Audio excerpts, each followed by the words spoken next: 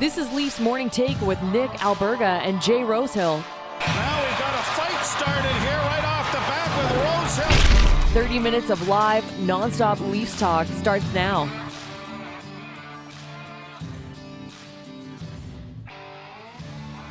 In Leafs Nation, every day is Halloween. Hope you had a better weekend than us. It's the Monday edition of Leafs Morning Take. Nick Alberga and Jay Rosehill with you to break down yet another fascinating weekend in Leafland. How's it going, Rosie?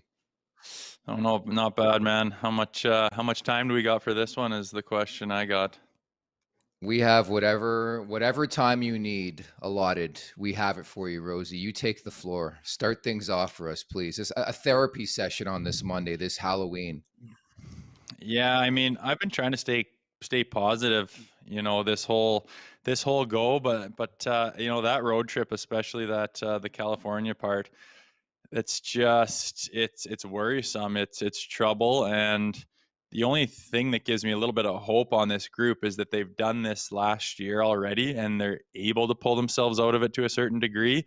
But that is just not good hockey. It's not even close to good enough, man. Very, very scary. I'm almost at the point where I'm never visiting California again. I have some great friends out there. It's just PTSD at this point, considering that trip for the Maple Leafs, where we all wondered, hey, could they sweep away, go 5-0? And it was pretty much the opposite. Remember to subscribe, smash that like button, leave us a review. Don't forget to visit theleafsnation.com for the very latest in all things Toronto Maple Leafs. As you know, I've been doing Muzzy's Musings following every Leaf game, pretty much my thoughts on what the Leafs put forth. And quite frankly, I had a lot of thoughts last night, so make sure to go check that out at theleafsnation.com. And so a 1-2-2 5-game road trip, Rosie. But again, it's important to contextualize things and not to be too reactionary, as you've prefaced, a couple weeks back, dating back to that loss against Arizona. But 4-4-2 in the month of October. What's your level of concern with this Maple Leafs team right now? It's a lot higher than it was before the weekend. You're losing handily to teams that are the bottom of the barrel teams, and you're supposed to be a contender. That's an issue. And you drop a game here and there, like the Arizona game. Everyone's getting their feet under them, getting used to each other. That doesn't concern me. What does is repeatedly 3 games in a row against very average to low level teams, and you don't show up and you continue to do the same things over and over again. It's like the adjustments weren't made. And, listening to their interviews, pregame, postgame, they're saying the right things, but they're having a lot of trouble implementing it. And it's starting to become concerning, and they need to make a big change. I'm not talking necessarily firing people, trading people. That's kind of difficult to do and comes with a lot of consequences, but you need to make a cultural change in that locker room, and every guy to a guy needs to make a mental adjustment on however they approach the game and what they're doing. And I think it starts with Sheldon Keefe on getting these guys to think about the game in a different way, because the way they're doing it right now is not even close. Yeah, they pretty much tried everything at this point, Rosie. They even tried the Bieber-inspired jerseys on Saturday in Los Angeles and still lost that game.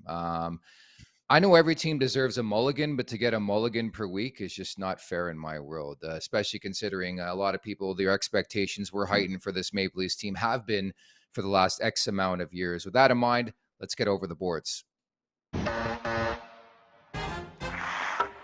I coined it the collapse in Cali, Rosie. I think I'm just deaf to these in terms of collapses and embarrassing losses. I talked about this a couple weeks ago. Toronto must have 10 to 15 like embarrassing losses in the last decade. I think the closest team has like 2. They just don't know to lose properly, if you can lose properly in this league. So they were up 3-1 last night. There's so many fine details in that game that you'll probably forget. One of which was the second period. Eric Källgren is outstanding, I thought, in the second period. Anaheim outshoots Toronto 14-7. The other was the Alex Kerfoot penalty shot. It was 3-1 with a chance to make it 4-1. And then the avalanche that ensued after that was mind-boggling, Rosie. Yeah, it's like one of those games with the Leafs where you can just see it coming. And I mean, you can see it on their faces and in their body language, like they can feel it coming too. And it's like they're helpless to it, but they put themselves in those positions, man. I mean, when you look at good teams, like good hockey teams, those forwards come at teams wave on wave on wave. They're a 3-man unit coming, entering the zone. One guy's driving the net, one pulls out. You spread those D-men out. You create seams. You create holes. You funnel pucks to the net. They're bouncing off pads. You can bang in rebounds, get tips going. If not, it's in the corner. You're the first guys on that puck, cycling it down low, getting it up to the D. More shots on net, more, and the defense are just, they're on their heels. They're scrambling. They get tired. They end up standing flat-footed, just trying to keep you to the outside. When they're like that, they can't make a good breakout pass. They can't get fully controlled puck possession, and they end up throwing it off the boards, off the glass, making turnovers. And you just keep doing that wave on wave. Whatever line is out there, whatever your strengths are, you stick to those. But it's a team mentality where you're just coming and you're coming and you're coming. And you watch good teams that win Stanley Cups. That's what they do. This team, they think that they're going to win the game by doing little backhand sauce spot passes back door to win the game. And you might score a goal like that once every 5 games. You're sure as hell not going to score 3 or 4 of them a night. You're not able to do that, and some players out there, they think it's junior still, and they think that they have the ability just to toy with teams and dick around and make these fancy kind of beer league-ish plays. And it's not junior, man. And no one on the team is good enough to manhandle an NHL team on their own. It's just, no one's good enough. There's like 2 players in the league that are good enough to do that, and none of them are on that roster. So it's got to start to get back to a what do we have to do as a unit, not what do I have to do out there? Because when there is effort, which they lack quite often, it's individual effort, and it's one guy trying to do something, and he's got 2 guys on them. He's painted into a corner all the time, and it's just this frustrating never-ending cycle of not producing anything because it's just individual effort. And if I was Keith, I'd have to break down a pretty big team mentality and approach to the games right now, because what they have going right now is so far from a playoff contender that it is a bit concerning. Not to be cliche, but there's no I in team. I know there is a me, but I think you're bang on with that assessment where I think you see perennial contenders in this league. They play like a team. I think you watch the Leafs, they play like individuals. And I'm not pointing out one single player. I know Mitch Marner had a night, 2 Apple turnovers. We're going to get to that little drama, that saga with Sheldon Keefe. But like collectively, it's not just him. It's not just Austin Matthews. It's not just Justin Hall, who's the whipping boy for sure. Every player, the pizzas, like it's egregious how many turnovers and how many, I think you hit it, like the beer league plays this team is making right now. And I get it's October. I get it. You're getting to the stride of the season. But I don't care if you're Arizona. I don't care if you're Toronto. I don't care if you're Colorado, who just won the Stanley Cup. It's unacceptable. Like defensively speaking, they're a train wreck. And that was the unfortunate part I felt about last night, Rosie. I think they had a really good first period. Their first, strong period in a long, long period of time. They probably should have been up 2-0, but the Marner pizza set up the Anaheim goal, right? Yeah, it's those turnovers that come from those weak plays that don't belong in that league. And then it's the reaction to the turnovers. Like, you make a turnover and then it's like, oh, the body language. Oh, I guess I'll back check now.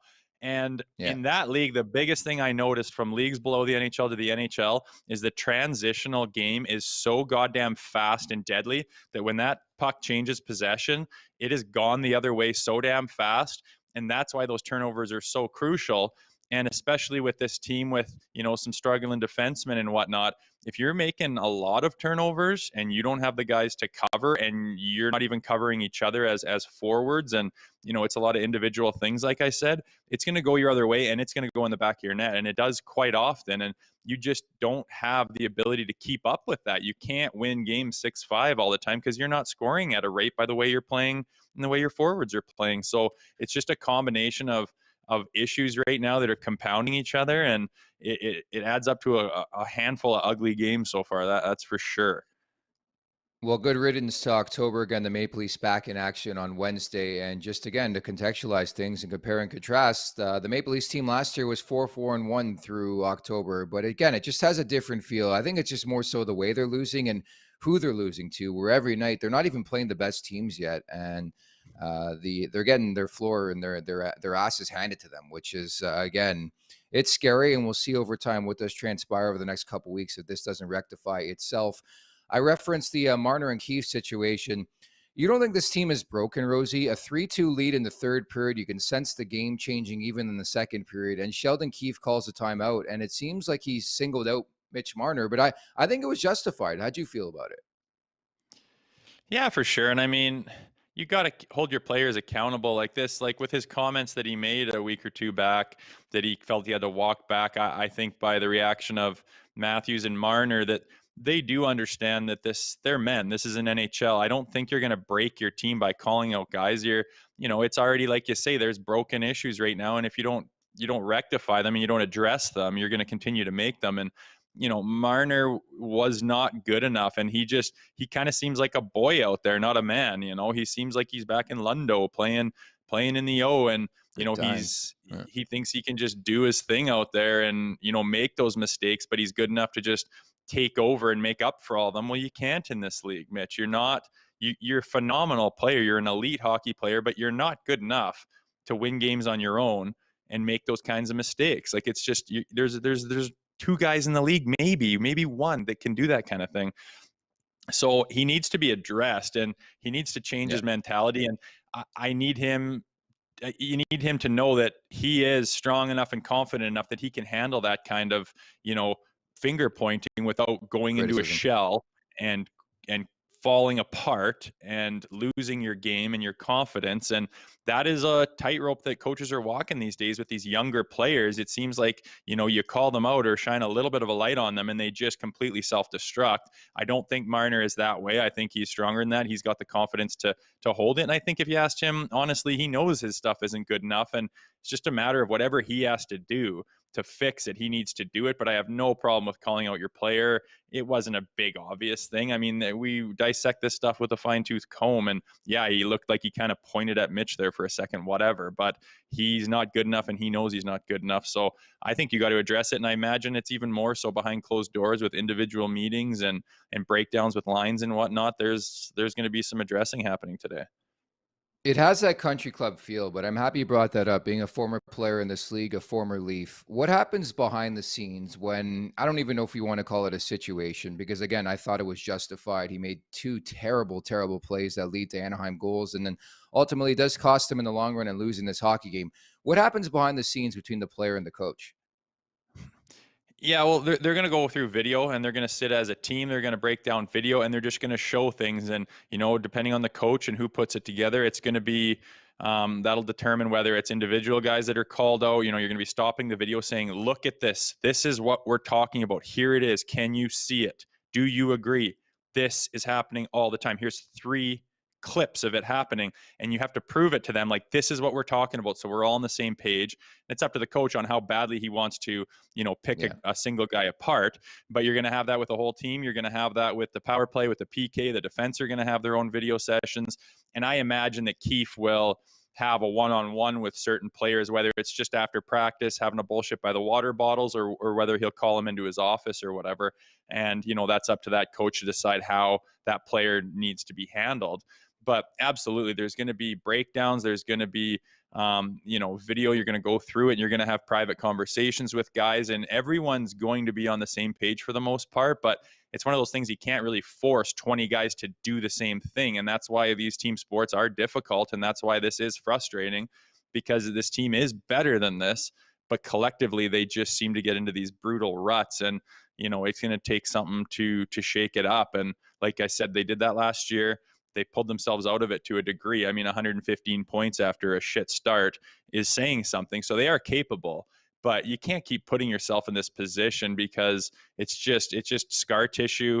It's going to be stuff you might revert back to under pressure.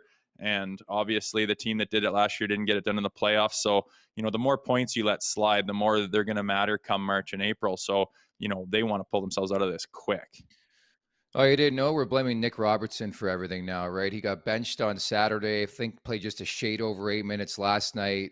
They've pretty much tried everything at this point in terms of line configurations too. We saw third line center William Nylander last night, so it's not like Sheldon Keefe's not trying. And we talked about it on the show last week. Like, do we think it's justified? Does it make sense to make a coaching change? I think ultimately the coach is going to take the fall at some point in time, whether it's now, Rosie, or 4 months from now, or after this season, where I think they inevitably don't make it past the first round of the Stanley Cup playoffs. if they get there, it's going to be the coach. Do I agree with that? Only time will tell. But I think there's telltale signs of the potential of making a coaching change. I don't know if you feel the same way. I know you enjoyed the name of the show today, Trick or Trotz, because Barry Trotz, one of the best coaches, is available, is on the market. What would you do right now? Do you think it's time for a change, Rosie? To me, it would depend on the personal situation. You know, if Brendan Shanahan or Kyle Dubas sits down with Keith, and what is Keith seeing, and what is he saying, and what's his plan going forward? And if it makes sense, and if it's the same thing that those guys would do, and the same things that they see, and if those things align, I think you keep them in place. It is better to keep them in place. You don't want to make a coaching change right now. I mean, that just brings in a whole new can of worms of, you know, what is this new coach? What is his experience? What is his style of play? Are their leaders happy with it? Are they not? How long does it take to implement his systems? Is it a coaching problem even? Are you even addressing the problem? Is it the coach?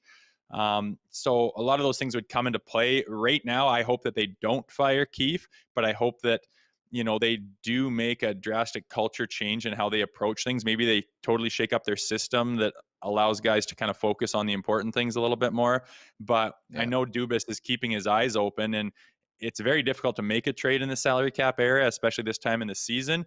But, you know, most teams have gotten their feet under them, understand what they have and what they're lacking. So might be a good time to really start to watch that wire and listen to the whispers and try to benefit your team a little bit. And I mean, what that looks like, I don't know. It's going to be difficult to fill the holes in your team without giving away too much. But I mean, they are kind of a one-sided team with their stars, and to give one up, I think if the time was right and if the trade was right, you could benefit your team that way. But it's just so hard to get all those pieces in place and pull the trigger.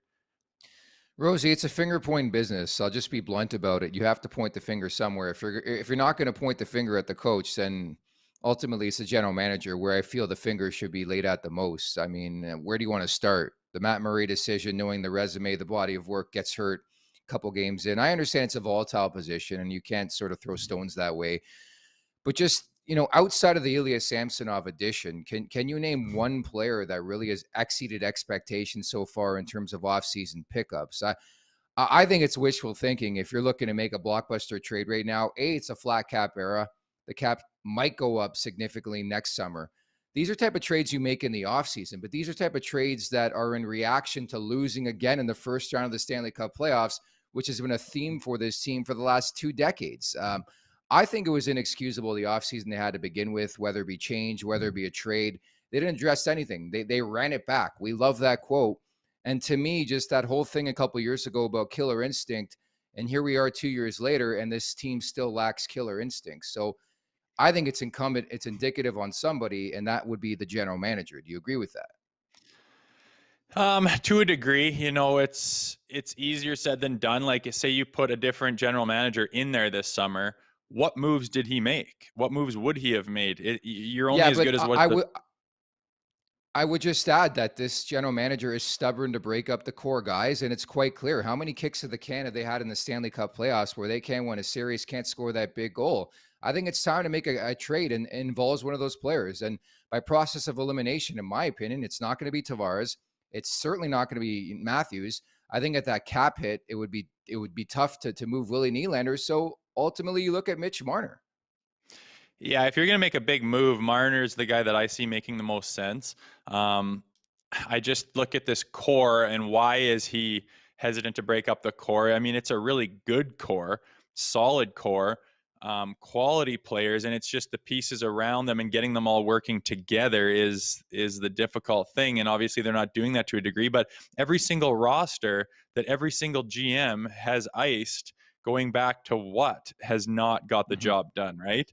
So it's easy just to say you didn't put the winning team on the ice, but for whatever reason, this organization has had a lot of trouble putting the winning product on the ice. And I believe that this is the best looking roster that a GM could have put together in many years. And that is why he's hesitant to break it up, because that's difficult to get in place. All of a sudden you're back to getting draft picks and rebuilding, and now you're 5 years down the road and you won't even be here anymore. And you're hesitant to do that. if it doesn't make sense. And he hasn't come across anything that makes sense to him, obviously. But I know what you're saying. It's a group that hasn't performed. That is true.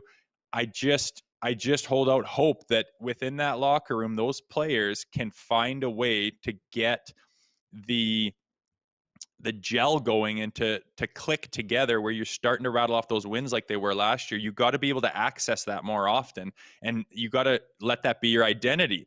And they clearly haven't started with that. They aren't even close. They don't even smell that right now. But last year, when they were like unbeatable and they were really firing on all cylinders, that is the team that Dubas has built. It's just a matter of accessing that and allowing them to find that identity. And I mean, they've got games to do that, but along the way, you don't want to drop too many points, and you don't want to have too much inconsistency with it, because you can't win that way. So it's a balancing act big time, and there's no easy answers. What I'm trying to say, this is not a regular season conversation, Rosie. I think we can both agree, and everybody listening and watching right now knows this team's going to make the Stanley Cup playoffs. It's more so what happens in the Stanley Cup playoffs. And to me, you asked me after that Arizona game, why did I make such a big beef over that game? It was just because I've seen that rodeo time and time again, where there's no accountability, there's no urgency, there's no desperation. And how many times have we seen that in recent memory in the Stanley Cup playoffs? And I understand you can make the bubble excuse against Columbus, whatever. Montreal, I think that was inexcusable.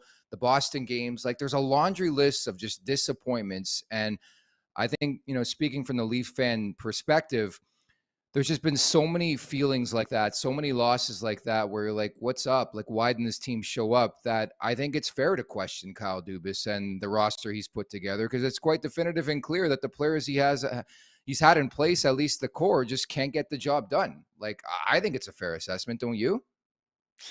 Yeah, I mean, he hasn't got the job done. The Leafs haven't won a series, like, still to date. That's still a fact. I'm just saying, if you can say you want to fire him right now, you want to wait till after the season. If they don't do it again, fine, bring in somebody else, and it's going to be a rebuilding process, and it's not going to be awesome. You're not going to be phenomenal the next year if you can him and start moving guys around. Like, it's going to be difficult to do. Wait. No, when I you want to disagree with that. You think you're going to put what's that together a mean better for team? Yeah, no, I think, sorry to interrupt. Like, I just think firing a general manager or a coach doesn't, signify they're going into a rebuild. I think it's just bringing in a new voice to put this team over the top. Well, the team's in place right now. This is their core. So changing the general manager, okay, he's in the office now. What is he doing? He's going to put his mark on the team. He's going to fix the problems. He's going to make the change that got Dubas out of there, right? So he's going to have to do something. He's not just going to sit there with his arms folded. So there will be change made. And hopefully it's the positive change. I mean, you look at the Calgary Flames and losing what they lost this offseason and arguably getting better after that is incredible. So it can be done. But I think if you're going to fire Dubas, whoever comes in is not going to sit there with his handiwork sitting in front of him on his plate for years to come. He's going to make his team and address the problems that he sees. So there will be change made, and it's difficult to do that. It just is. But I do agree that this hasn't been getting it done yet, and time will tell. And if they do lose, I don't think you fire a GM in the middle of the season. But if they don't make it again, he's had his time, and this isn't working, and the same old shit's going to happen. They're going to fire that guy, and he's going to bring his new thing in. They did it with Berkey, and they did it with the guys, and it's the same thing. It's just this you can start to call it a curse in Toronto, man. You can ice better teams than other people on paper, and it just still doesn't get it done. And it's very frustrating watching that game last night. It had like that 2013 Bruins look to it, where you just like, everyone knows the lead is getting blown, and that other team is just absolutely floored with excitement that we're doing it. And the other team, every time a goal goes in, everyone's looking at each other like, oh God, how is this? Here we go again. And everyone's just, get out there, do it better. Like, holy fuck. And it's just a shit show. And it looked like that last night. And you could see that coming from a mile away. I saw your tweets, and I'm like, yes, they are not winning this game. And they had a 2-goal lead. Then when it was a 1-goal lead, they're not winning this game. Then they get one called back that I don't think should have. They got every break, every chance in the world to win that game, and nobody took control. They were on their heels the whole goddamn time, and they didn't have the characteristics and the identity to take control of that game and say, no, we're going to take a stranglehold and seize this opportunity. We're going to win this game and get it done. And that is scary. And the answers to that, there's a million options. And what the actual answer is nobody knows right now. But I do know that those guys in the team are capable of better. And all they're working on right now is accessing that. The best part is that we're all numb to the pain, right? We've experienced this so many times that it's like, oh, it's par for the course. It's going to happen. And again, I just think it's remarkable that the Leafs can't lose properly. It always has to be the laughing stock of social media. Every time the Leafs play or lose a game, it's people are trolling, they're laughing, they're giggling. It's never like a 2-1 loss in overtime. They just can't lose properly that way. But we can debate this till we're blue in the face. And again, we all week to do so as well. The Leafs back in action on Wednesday after this 5-game road trip. Oh yeah, they're hosting the Philadelphia Flyers and John Tortorella. Pretty much the opposite of how you want your team to play. I think if you're the Toronto Maple Leafs, they just play with so much pace and passion. Like, you know what you're going to get from a John Tortorella team. So the Leafs, they better be ready to play on Wednesday. That's all I can pretty much say. The wrap-up is brought to you by our friends at PointsBet Canada.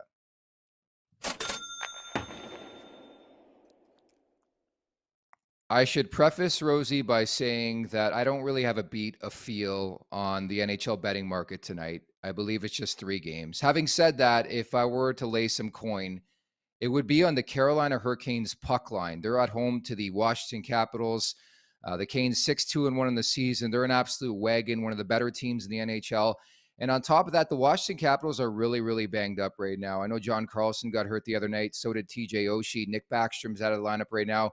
Tom Wilson's not going to be back till like January, I believe. So it's not the same Washington Capitals team we're accustomed to seeing the last couple of years. So I like Carolina to win, and I'm going to lay the puck and a half here. How do you feel about that? Yeah, I like that. You look at the money line, I don't think the value is there by any stretch. No. And, a really solid team in Carolina and only building on what their potential is. So, -1.5 with your plus 40 money is a pretty good bet. And, they could blow them out by 3 or, get that empty netter at the end to cover. But nonetheless, I like that value on the bet too. And like you said, there's not a whole lot to pick from tonight. So I got no issues with that at all. And yeah, I know you took a flyer a bit on Columbus there last weekend or this weekend, but sometimes you got to do that to make money, and it's not always a winner, but I still think you're hot, man. I still think you're hot. Thank you. I appreciate that. Physically or literally, by the way? Mostly Okay. literally, not physically, mostly bet wise. Okay. Yeah, I got a haircut, got the beard done this weekend, so I'm feeling good nonetheless. And I actually stayed home and wrote the obituary for the Columbus Blue Jackets because I'm never betting on them again. They're 3-7 in the first 10. And I couldn't believe it, by the way. Columbus, they pick up Johnny Gaudreau. I know Laine was banged up. They didn't score a power play goal in the month of October. I still think that's remarkable. They were 0 for 25, no peeper goals. Are you telling me Johnny Gaudreau isn't like the savior of hockey? Are you telling me he doesn't have what it takes to carry an entire team? No, I don't know. It's early. It's early. We got to preface that. It's early, right? Johnny soft as balls is what he was. Everyone in Calgary was just like, see ya, bud. We'll take Huberdeau all day long and Weegar, thanks. But I think they're feeling pretty good about life now. I like to Chuck in Calgary. He was pretty good. Didn't get it done in the playoffs by any stretch yesterday, but he was kind of an awesome player. Johnny was just scared little boy out there is all we saw in Calgary. And I can't believe the Flames flipped both of them for what they got in return, and they're a contender again is just wicked stuff. So I don't know. Maybe the Leafs have got something like that in their future. We'll see, but they can't do it right now. If you're dreaming for a Matthew Tkachuk, I don't know what to tell you, but excellent job today. Remember to subscribe, smash that like button, leave us a review, visit theleafsnation.com. Heavy traffic website right now. Lots happening, a lot of hot takes, a lot of opinions. It's phenomenal stuff in my opinion because I work there. So go check it out, certainly. And the Leafs back in action on Wednesday. That's what we'll talk, Rosie. We'll talk on Wednesday. Are you going trick-or-treating tonight? We are. We're leaving our house and the whole crew's coming, so we'll have fun with that and see you guys tomorrow. I'm sure there's more to talk about. Quick answer. Are you dressing up? This is the first year I'm not. I might throw something together last minute. You? Okay. Well, no, I'm not. But stay tuned to tomorrow's show to find out more. Does Rosie dress up last minute? Thanks so much for watching, and we'll talk on Tuesday. Take care.